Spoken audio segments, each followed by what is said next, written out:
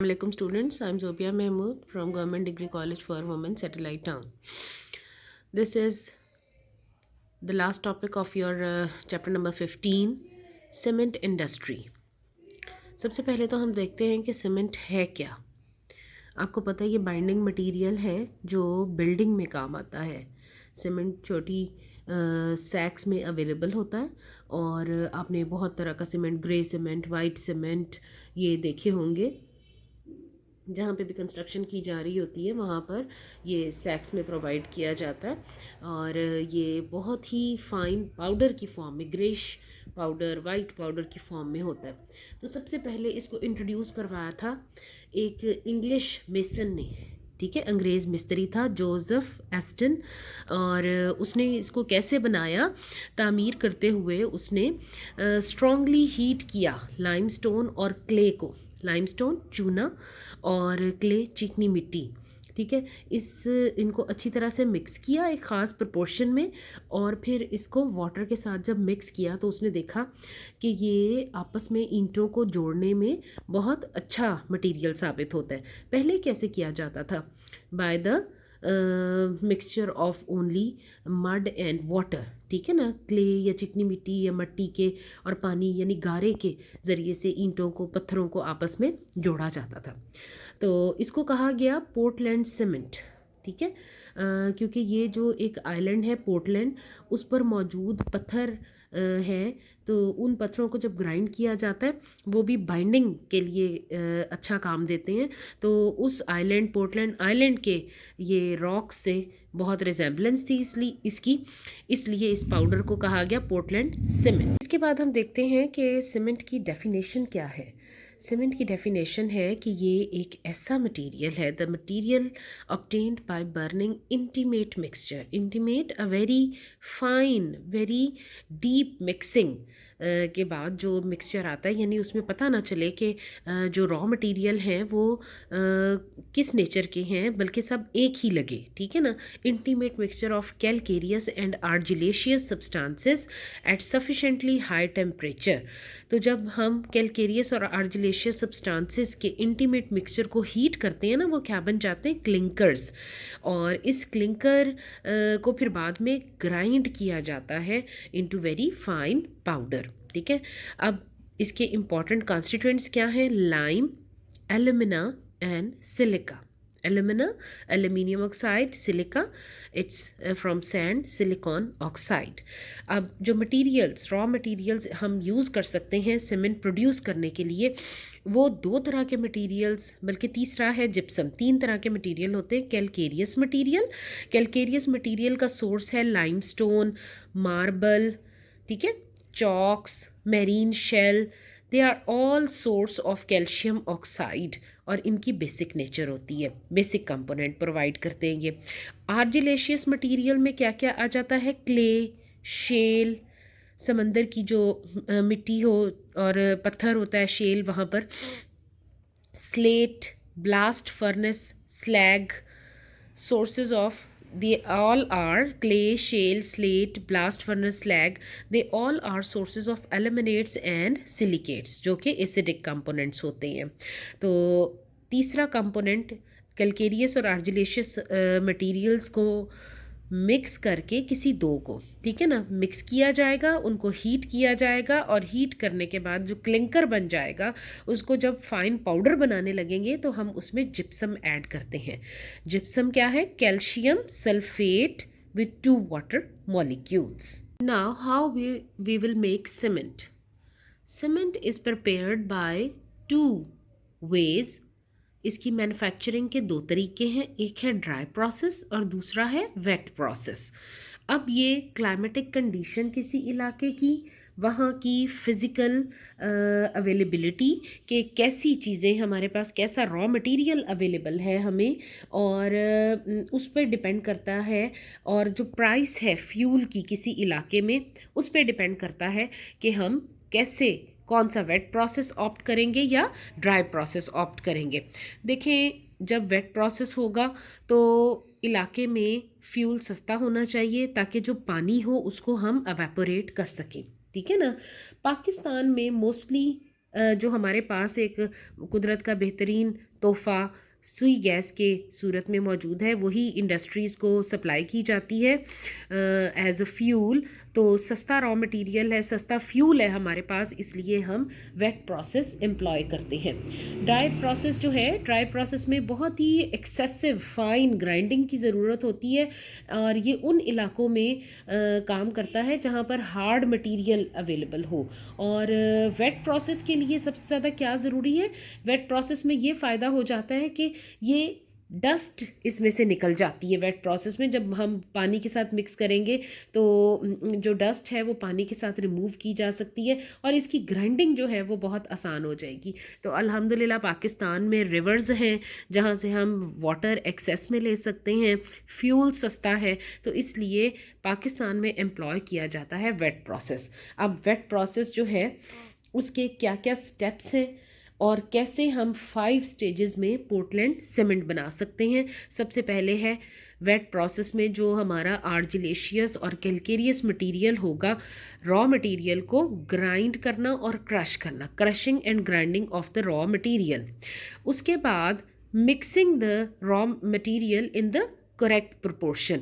अलग-अलग आर्जिलेशियस और calcareous substances को ग्राइंड किया जाएगा, क्रश किया जाएगा और उसके बाद इनकी करेक्ट प्रोपोर्शन में मिक्सिंग की जाएगी। मैं अभी आपको बताती हूँ कि इसकी जो प्रोपोर्शन है वो हम कैसी रखेंगे। उसके बाद है heating the prepared mixture in the rotary kiln, grinding the heated product that is clinkers, mixing and grinding of the cement clinker with the gypsum. These are the steps for the preparation of Portland cement by wet process. This is the an average percentage of all the compounds we use to form the Portland cement. An average composition of a good sample of the Portland cement is also given in your book. वहीं से मैंने ये लिखा है lime क्या है, it's an oxide of calcium. ये देखें ये तमाम ऑक्साइड्स हैं, lime, silica, alumina, magnesia, iron oxide, sulphur trioxide, sodium oxide, potassium oxide. तो लाइम और सिलिका सबसे ज़्यादा हैं परसेंटेज में, इनकी क्वांटिटी सबसे ज़्यादा होनी चाहिए 62% और 22%। Alumina 7.5, magnesia 2.5, iron oxide 2.5%, sulphur trioxide 1.5% और सोडियम ऑक्साइड और potassium oxide it should be 1%। ठीक है ना। तो हम जब भी सीमेंट बनाएंगे उसके बाद जो है इसकी चेकिंग की जाती है कि इसी प्रोपोर्शन में हमारे पास ये तमाम ऑक्साइड्स सीमेंट में मौजूद है। अब ये हम एक हमारे पास फ्लो शीट डायग्राम है for the formation for the manufacturing of cement by weight process. ठीक है ना। तो हम इसी डायग्राम को याद करेंगे और इसके बाद इसी को एक्सप्लेन करेंगे कि किस तरह से हमने रॉ मटेरियल को पहले एक करेक्ट फॉर्म में लेकर आना है। उसकी सबसे पहले तो ग्राइंडिंग और क्रशिंग ज़रूरी है। ठीक है ना। तो क्रशिंग और ग्राइंडिंग जो है वो किस में की जाती है, जो बड़े बड़े हमारे पास पत्थर होंगे, जो बड़े हमारे पास साइज़ के रॉ मटेरियल होगा, उसको सबसे पहले हम ग्राइंडिंग मिल में, रोटेटिंग सिलेंड्रिकल मिल्स होती हैं, बॉल्स और ट्यूब मिल्स होती हैं, और इन मिल्स के अंदर क्या चीज़ मौजूद होती है, इसमें लोहे के बड़े बड़े बॉल्स मौजूद होते हैं जो आपस में टकराते हैं। तो वहाँ पर मौजूद जो बॉल्स के दरमियान में मौजूद रॉ मटेरियल होगा वो पिस जाएगा। ठीक है ना। A charge of steel balls, यानी बड़ी बड़ी स्टील की बॉल्स मौजूद होंगी, जब वो आपस में टकराएंगी और रॉ मटेरियल के साथ लगेंगी तो फिर वो क्रशिंग और इनकी कोलिजन से क्रशिंग और ग्राइंडिंग होगी।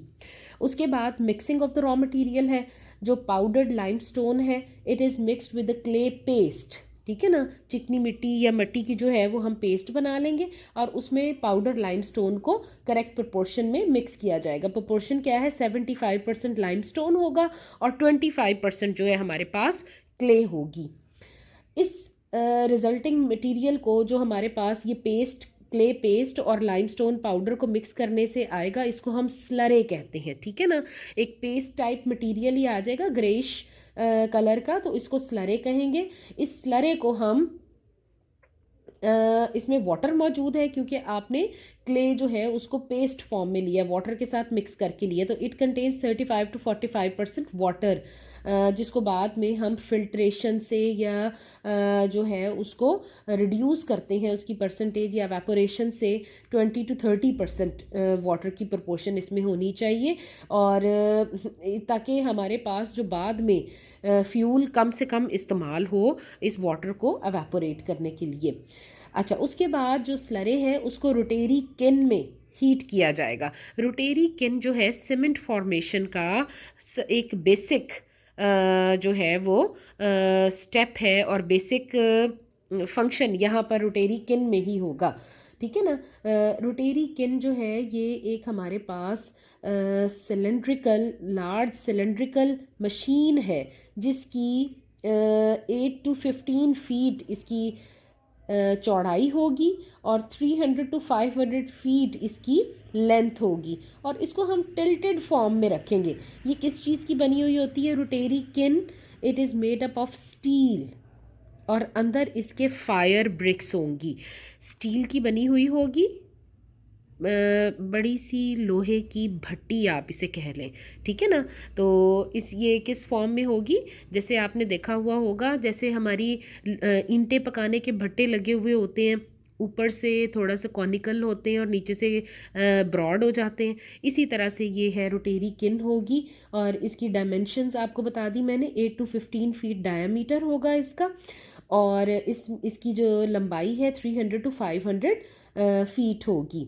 तो इसको हम किन को रोटेट करेंगे एक ख़ास एक्सिस पे, और इसकी रोटेशन जो है वो कंट्रोल्ड होती है 1 to 2 रेवोल्यूशन पर मिनट, और ये इंक्लाइंड यानी फ्यू डिग्री इंक्लाइंड यानी टिल्टेड फॉर्म में रखी जाती, थोड़ी सी ज़मीन से जैसे आप कह लें कि इस फॉर्म में कि ये थोड़ी सी टेढ़ी और टिल्टेड हो, यानी स्ट्रेट नहीं होगी, ये टिल्टेड फॉर्म में होगी, और इसकी 1 to 2 रेवोल्यूशन जो है वो पर मिनट इसकी स्पीड होती है।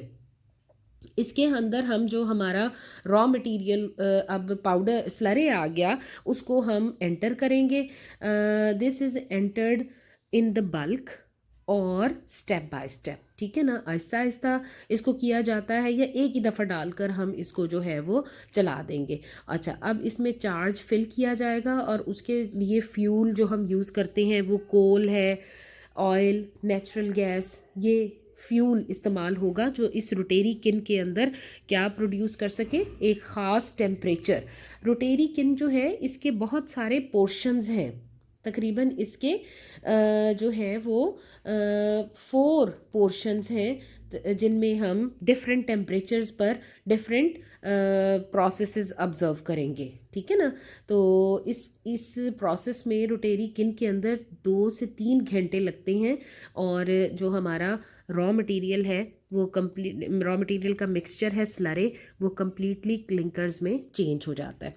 अच्छा, अब इसके ऊपर एक सेपरेट नोट भी आ सकता है रोटेरी किन पर, या फिर ये इसी तरह से आपको सीमेंट इंडस्ट्री पर नोट लिखने के लिए आ जाएगा, उसमें ये बहुत इंपॉर्टेंट पोर्शन है रोटेरी किन का, ठीक है ना।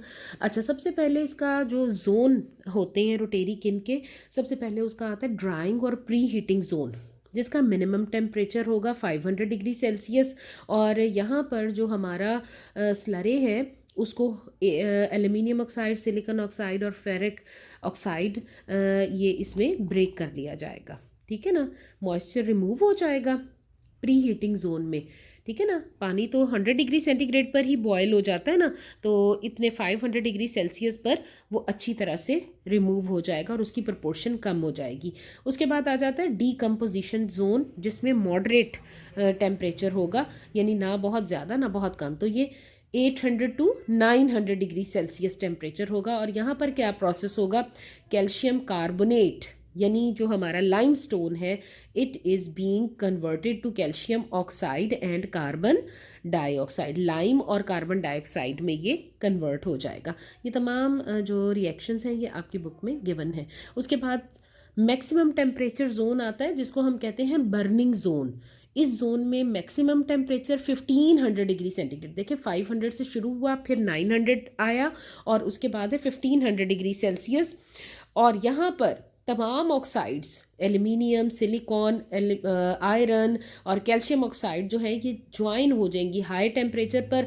आप कहें कि ये मेल्ट होकर ऑक्साइड्स आपस में जुड़ जाएंगी और ये कैल्शियम सिलिकेट, कैल्शियम एल्यूमिनेट और कैल्शियम फीराइट ये कंपाउंड्स बना देंगी। पहले क्या थी? ऑक्साइड्स थी, अब इनके सिलिकेट्स बन जाएंगे। सिलिकॉन ऑक्साइड भी मौजूद है ना, तो कैल्शियम और एल्यूमिनियम और आयरन के सिलिकेट्स बन जाएंगे और आपस में कंबाइन हो जाएंगे। इतना हाई टेम्परेचर वाला जो प्रोडक्ट है उसको हम एकदम बाहर नहीं निकालेंगे, इसको फिर रोटेरी किन के कूलिंग जोन में लाया जाएगा। This is the last stage in the kiln where the charge is cooled and it is brought to the temperature 150 to 200 degree Celsius. ठीक है ना। तो यहाँ पर हम इसको कूलर के ये शो किया हुआ है कि कलेक्टिंग टैंक है और क्लिंकर हुपर है। क्लिंकर हुपर में क्या होगा? ये वो रोटेरी किन वाला पोर्शन है क्लिंकर हुपर का। ठीक है ना। तो यहाँ पर फिर उसके बाद कूलर आ जाएगा, यानी कि कोल्ड एयर के ज़रिए से ठंडी हवा दी जाएगी जो हॉट हो जाएगी और इसके जो हमारा रोटेरी किन में जो क्लिंकर है वो कूल डाउन हो जाएगा। ये क्लिंकर फॉर्मेशन हो जाएगी और इस क्लिंकर को जो है ये किस फॉर्म में होगा? ग्रीनिश ब्लैक और ग्रे कलर्ड स्मॉल बॉल्स। कितनी इनका साइज़ कितना होता है? जैसे छोटे मटर के दाने होते हैं या छोटे छोटे नट्स होते हैं, इस फॉर्म में ये क्लिंकर आ जाएगा जिसको कूल डाउन फॉर्म में हम निकालेंगे। इसके बाद यहाँ पर आ जाएगा क्लिंकर ग्राइंडर जो है, क्लिंकर ग्राइंडर। साथ ही क्लिंकर को ग्राइंड किया जाएगा और इसमें जिप्सम मिक्स किया जाएगा। ठीक है ना। जिप्सम हुपर भी साथ ही लगा हुआ होगा। जैसे जैसे हम क्लिंकर को पीसेंगे, ठीक है, उसका टेम्परेचर भी कम करेंगे और इसमें 2% जिप्सम ऐड करते जाएंगे। ये 2% जिप्सम जो है ये क्यों ऐड किया जाता है? इसका एक ख़ास मकसद है, it increases the setting time of the cement. ठीक है। इसके बाद इस क्लिंकर को मज़ीद कूल डाउन करेंगे जिप्सम ऐड करने के बाद, फिर दोबारा इसको ग्राइंडर में डालेंगे, ग्राइंड हो जाएगा और उसके बाद जो सीमेंट है उसको स्टोरेज के लिए सीमेंट साइलोज़ में। साइलोज़ क्या है? ज़मीन के अंदर बने हुए बड़े बड़े जो है वो होल्स होंगे जिनके अंदर सीमेंट डालकर ऊपर से बंद कर दिया जाएगा, या फिर उसको बैगिंग के लिए या डिफरेंट इंडस्ट्रीज़ में सीमेंट जो है वो ट्रांसपोर्ट रीजन में इसको पहुंचा दिया जाएगा। इसमें एक बहुत ही इम्पॉर्टेंट पॉइंट है कि हम जिप्सम को क्यों ऐड करते हैं। ये भी आपका शॉर्ट क्वेश्चन 2 या 3 मार्क्स का आपको पूछा जा सकता है कि why gypsum is added to the gypsum calcium sulphate di. तो सेटिंग टाइम जो है वो सीमेंट का वो इसको कंट्रोल करने के लिए हम इसमें जिप्सम ऐड करते हैं। अच्छा, किसी भी अच्छे क्वालिटी के सीमेंट की जो निशानी है वो ये कि उसका सेटिंग टाइम बहुत कंट्रोल होता है। सेटिंग टाइम क्या है बेटा? आपने देखा होगा कि सीमेंट हम अप्लाई करने के बाद ब्रिक्स में उसको कुछ दिनों के लिए छोड़ देते हैं और फिर उसको बहुत अच्छी तरह से बार बार पानी लगाया जाता है बिल्डिंग को। वो क्यों किया जाता है? ताकि जो सीमेंट के अंदर बाइंडिंग रिएक्शंस हो रहे हैं वो अच्छे से हो जाएं और सीमेंट सेट हो जाए। इसको हम कहते हैं सेटिंग ऑफ सीमेंट। अच्छा, इसमें क्या हो रहा है कि रिएक्शन होते हैं सीमेंट के अंदर। जो पहले 24 घंटे में रिएक्शन होता है वो क्या है? एक कोलाइडल जेल बन जाती है कैल्शियम एल्यूमिनियम ऑक्साइड की।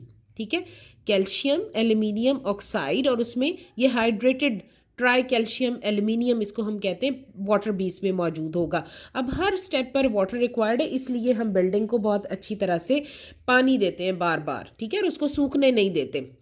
तो ये जो जेल है ये क्रिस्टलाइज होना शुरू हो जाती, क्रिस्टल्स बनने लग जाते हैं इसमें, और इसका जिप्सम से रिएक्शन होता है। कैल्शियम एल्यूमिनियम, कैल्शियम कहाँ से आया? From calcium sulphate, gypsum. ठीक है ना। तो यहाँ पर हम कैल्शियम सल्फेट जो है वो इसीलिए ऐड कर रहे हैं कि इसके जो क्रिस्टल्स बनेंगे वो कैल्शियम सल्फेट के साथ कैल्शियम एल्यूमिनियम सिलिकेट, ठीक है ना, और बाद में वो कैल्शियम सल्फो एल्यूमिनेट बन जाएंगे। और बाद में पहला और 1 से लेकर 7 दिन के अंदर जो रिएक्शन होता है वो ये है कि try calcium silicate and try calcium aluminate they get hydrolysed इनकी हाइड्रोलाइजेशन हो जाती है, इनकी हाइड्रोक्साइड्स बनेंगी और ये जेल टाइप मटेरियल बना देंगे to produce calcium hydroxide and aluminium hydroxide. और ये जो कैल्शियम हाइड्रोक्साइड है ये नीडल शेप्ड क्रिस्टल्स में चेंज होना शुरू हो जाएगा और ये एम्बेडेड कर लेगा। स्टड क्या होते हैं? जो दो चीज़ों को बांधने के काम आते हैं, ठीक है ना। Which get studded in the colloidal gel and impart strength to it. Aluminium hydroxide on the other hand fills the interstices resulting in the hardening the mass, ठीक है ना।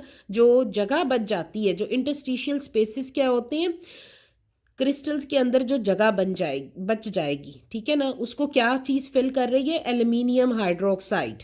कैल्शियम हाइड्रोक्साइड के नीडल शेप क्रिस्टल्स बन गए और वो colloidal jail की form में जो है वो इसको स्ट्रेंथन करेंगे। और एल्यूमिनियम हाइड्रोक्साइड जो है इस इन नीडल्स के दरमियान जो स्पेस बच गई उसको फिल करेगा और gel formed start losing water and by the process of evaporation and sets to a hard mass। और इस तरह से दो ब्रिक्स के दरमियान जो सीमेंट अप्लाई किया था वो अब हाइड्रेटेड हो गया, जेल टाइप मटेरियल बना, फिर उसकी क्रिस्टलाइजेशन हुई और अब इस तरह से वो बिल्कुल हार्ड मैस बन जाएगा और बाइंडिंग फॉर्म में आ जाएगा।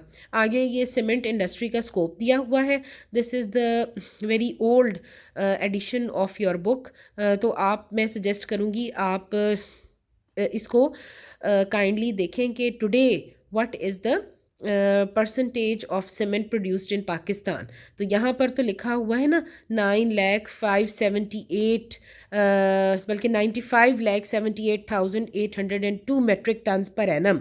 और मेरे ख्याल में ये परसेंटेज अब काफ़ी ज़्यादा हो गई है। और सीमेंट की जो इंडस्ट्रीज़ हैं, जो प्लांट्स हैं, यहाँ 22 सीमेंट प्लांट्स लिखे हुए हैं, they are increasing day by day. और अब हमारे यहाँ सीमेंट सस्ता भी है और ये एक्सपोर्ट भी किया जाता है और इससे बहुत अच्छे जो है हम इंटरनेशनल करेंसी से अर्न करते हैं।